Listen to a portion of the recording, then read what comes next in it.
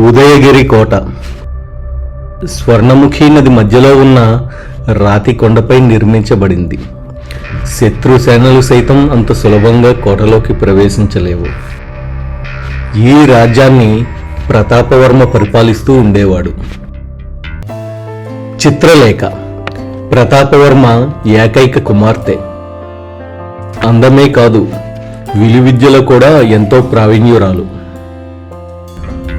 ఈ ఉదయగిరికి 100 యోజనముల దూరంలో మండోక ద్వీపం ఉంది.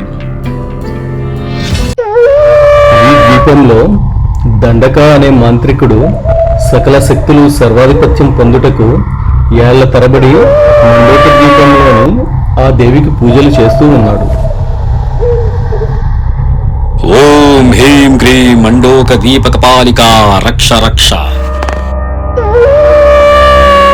ఓం హ్రీం క్రీం మండోక దీపకపాలికా రక్ష రక్ష. కరుణించు మాత, నా మనసు ఎదిగిన దానివి, అనుగ్రహించి దారి చూపు. చిన్నాను రా దండక, నువ్వు కోరుకున్నది అంత సులభం కాదురా. చెబుతాను విను. కన్యారాశిలో సూర్యోదయ వేళలో అస్తా నక్షత్రంలో జన్మించిన కన్యతో సూర్యగ్రహణం తర్వాత వచ్చే పౌర్ణమి రోజున రక్తార్పణ చేసినచో నీవు ఆ శక్తులు పొందదు. ధన్యోస్మి మాత, ధన్యోస్మి. అహో మాయా దర్పణమా, చూపవే ఆ బాలిక ఎక్కడుందో. ఆహా, ఏమి ఆ సౌందర్యము, ఏమి ఆ సౌందర్యము. హే ధూమకేతు, పోయి ఆ బాలిక ఎక్కడున్నా వేగిరమ్ముని ఇక్కడకు తీసుకురారా.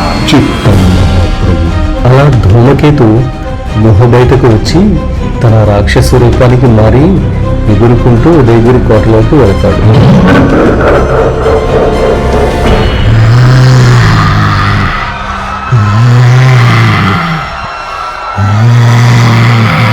అలా ధూమకేతు చిత్రలేఖను మండోక ద్వీపానికి తీసుకుని పోయి మాంత్రికుడికి అప్పగించాడు.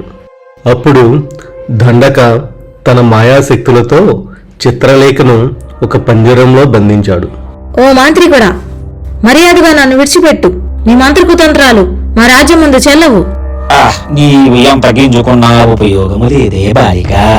ఎల్లప్పుడూ చిత్రలేఖతో ఉండే ఒక చిలుక ఎగురుకుంటూ మహారాజు దగ్గరకు వచ్చి ఇలా అంటుంది.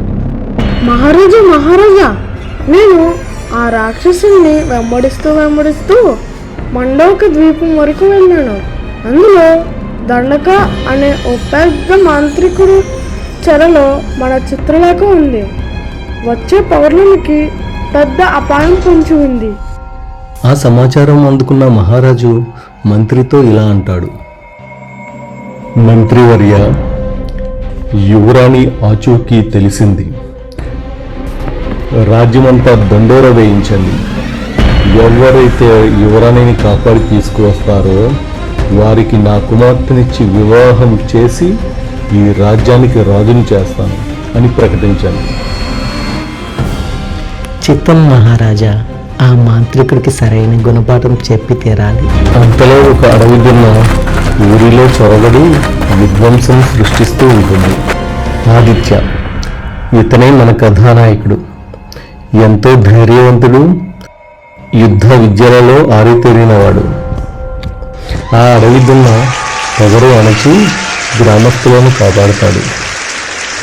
ఇందు మూలంగా మందికి తెలియజేయనిది ఏమనగా, మన యువరాణి గారిని మాంత్రికుడి చెర నుంచి ఎవరైతే కాపాడుతారో వారికి యువరాణిని ఇచ్చి వివాహం చేసేదరు మరియు రాజ్యానికి రాజును చేస్తానని మహారాజు గారు ప్రకటించారు.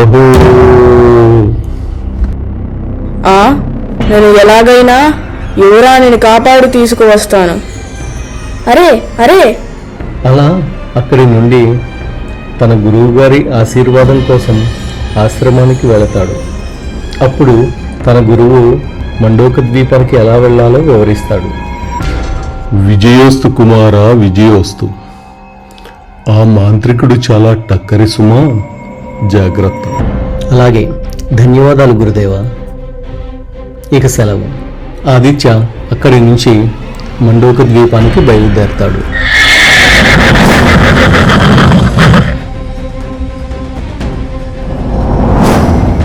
ఆదిత్య చేసే మరిన్ని సాహస క్రీడలు నెక్స్ట్ ఎపిసోడ్లో చూడండి. అంతవరకు ఎవరైనా సబ్స్క్రైబ్ చేసుకోకపోతే మా ఛానల్ని సబ్స్క్రైబ్ చేయండి. ఈ వీడియో మీకు నచ్చినట్లయితే లైక్ చేయండి, వీలైతే కామెంట్ కూడా చేయండి. Thank you.